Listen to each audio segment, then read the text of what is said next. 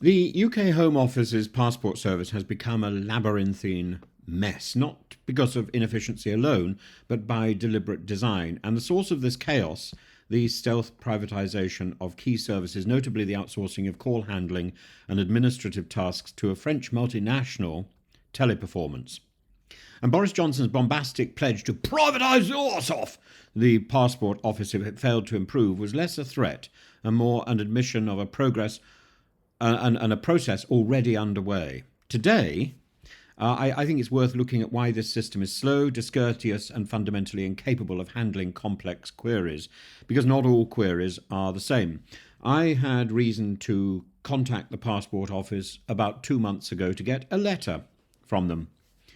And it was a simple process going through gov.uk, and the process didn't explain that according to their rules they have 40 days in which to reply, and calling the passport office itself got nowhere, and indeed finding the actual form that I required was really complex, going through the 600 odd options in gov.uk, for which there's precious little help. And in fact, I was simply directed to gov.uk without very much support by the organisation which is called Teleperformance. Now, the problem in this case is that the 40 days elapsed. It was described very clearly as 40 calendar days when I eventually got through to somebody in the Teleperformance office, and that it wasn't their responsibility. It was the responsibility of the real Home Office, Passport Office, based in Peterborough, which is inaccessible. There's no telephone number for it. And I turned to my MP, who had to write an email. Again, no telephone communication, even from Westminster. And about a week later, in a desultory fashion, the letter came through. So it took about 60 days, as opposed to 40, and it was delivered. The letter was delivered without apology or explanation, and this is unacceptable. I pointed that out to my MP, and this morning, oddly, a man called Phil, who didn't give his name initially, I had to ask for it, who spoke with a sort of officious manner and used quite a lot of acronyms, and seemed offended that I asked A, what his name was, and B, that he should speak in clear English that was comprehensible. And he suggested that if I wasn't sure who he was, I could telephone the number that he'd called on, which was the number for passport inquiries. And I did. And they didn't know who Phil was, and they suggested that I could register a complaint, which would be answered within 48 or 72 hours at their convenience.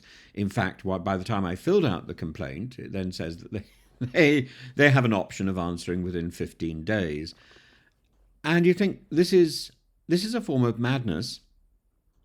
This is a form of bureaucratic madness where people in control are simply ducking responsibility. So I looked further into who this company was, and à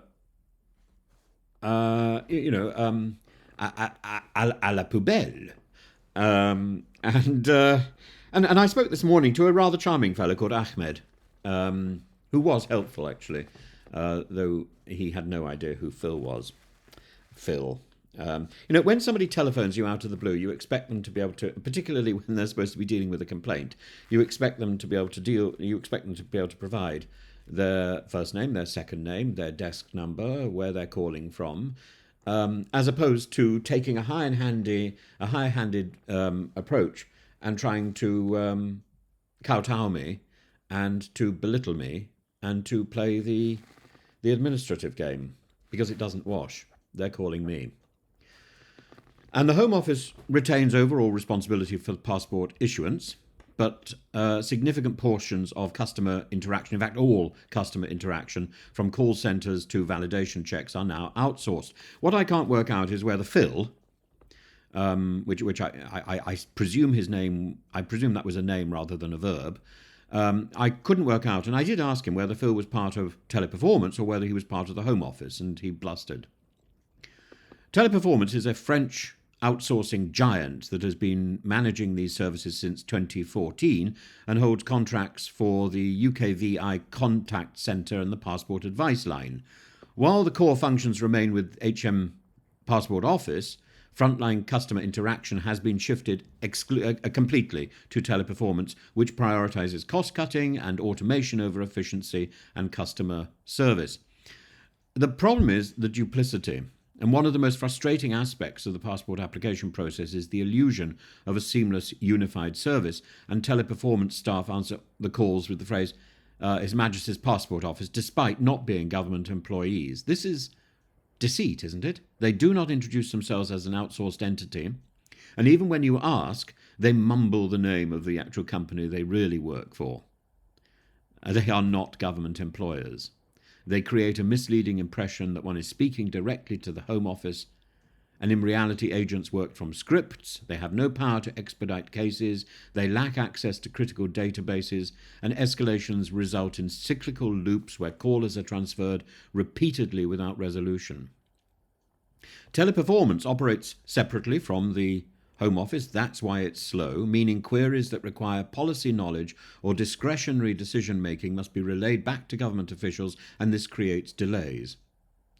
The company is known for its high staff turnover, leading to poorly trained employees who cannot handle deviations from their script.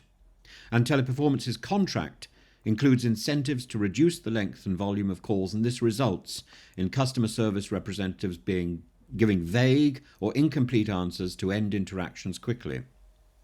Agents cannot directly alter passport applications or investigate specific delays, meaning even straightforward requests require additional layers of communication. Public frustration about the system is exacerbated by the dismissive and often rude responses from Teleperformance agents, and believe me, I know, I have spoken to so many in the last 2 months. Reports of customers being left on hold for hours, given contradictory advice, disconnected entirely are common. In 2022 alone, there were 658 formal complaints regarding passport services provided by Teleperformance, yet no publicly available data on compensation actually exists, despite requests. There have been requests by a number of MPs in the House of Commons and in the House of Lords. In fact, Nadine Dorries was one of the first to be on the ball about Teleperformance's failures back in 2014. Caroline Harris, MP, highlighted a case where her office spent £38.40 on a single 3-hour call that ultimately resolved nothing. If elected representatives are treated with such disdain and disregard, what hope does the general public have? And Teleperformance, the problem is not that Teleperformance is bad, but it's an outsourcing company, not an expert in passport legislation or Home Office policies. Its staff are not trained in the intricacies of nationality law, documentation anomalies, or case-by-case adjudication. If a passport application is stuck because of an issue with identity verification, Teleperformance can only advise the customer to wait. If a passport is lost in transit, they redirect queries to a courier company, which often leads to bureaucratic limbo. If a passport is urgently needed for travel, Teleperformance has no discretionary powers to expedite the process. This is about the stealth privatization by a company that hasn't been given the resources to do the job. Boris Johnson's threat to privatise the Passport Office in 2022 made headlines, but the truth is that outsourcing had already hollowed out much of its functionality. In 2014, Teleperformance was awarded its first major contract with the passport services. In 2019, a 5-year contract worth £22.8 million was granted for passport contact centre services. In 2021, a further contract for UKVI services was extended until 2024. In 2024, despite parliamentary assurances and assertions that Teleperformance's involvement would end, its franchise appears to persist, raising questions about accountability and transparency. And the outsourcing of vital public services to private corporations with opaque accountability structures has severe consequences. Teleperformance is not answerable to Parliament in the same way that a government department would be. When complaints are lodged, compensation data is unavailable because it's considered proprietary information, and this effectively places crucial public services behind a corporate paywall where failures cannot be scrutinised. With Teleperformance's contract up for renewal in October 2024, what happened? What happened? Because it's still there. And the person I spoke to today is still working for Teleperformance and answering the calls. So Teleperformance hasn't been replaced. The government has had an opportunity to reassess its approach. But given the financial and political interests involved, there's little reason to believe any meaningful reform is intended or imminent or will take place. And yet the contract has finished. It finished in October 2024. You just wonder, there's a level of duplicity here which needs to be explained. And this is not the duplicity of Teleperformance, this is the duplicity of the British government. Why are they saying one thing and doing another entirely? Why aren't they telling us the truth about passport outsourcing?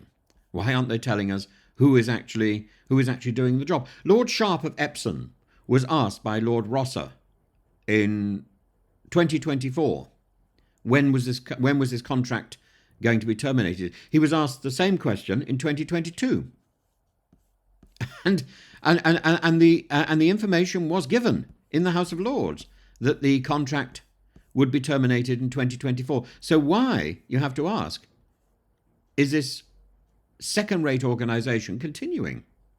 And why is the Home Office hiding behind an organisation that doesn't have the resources to do the job properly? The current state of the Passport Office's customer service is emblematic of the pitfalls of privatisation by stealth. Teleperformance's dominance, its inability to handle real queries, its reputation for discourtesy, all stem from a model designed to minimise cost rather than serve the public. And the fundamental question remains, should a foreign outsourcing giant with little transparency or accountability be trusted with the sensitive and essential function of British passport administration? The answer, for many of us left stranded by delays in information and misinformation, must be a resounding no, surely. I'd love to know what you think about Teleperformance, and I hope we can get the information across that when you ring up the Passport Office, you are talking to a private company called Teleperformance, not to His Majesty's Passport Office. And anybody who claims otherwise is deceived or deceiving. This is about lies. This is about fundamental misrepresentation, as well as mismanagement, as well as mishandling, as well as discourtesy, as well as rudeness. And I find it extraordinary. As I say, we go back to Phil, this person who is identified like the Pope or a waylaid prostitute only by a single name. Phil, I don't know whether this is his name or this is a verb that describes some sort of activity, but Phil expects me to answer a call that he makes this morning on a Saturday to explain and apologise his company's failure.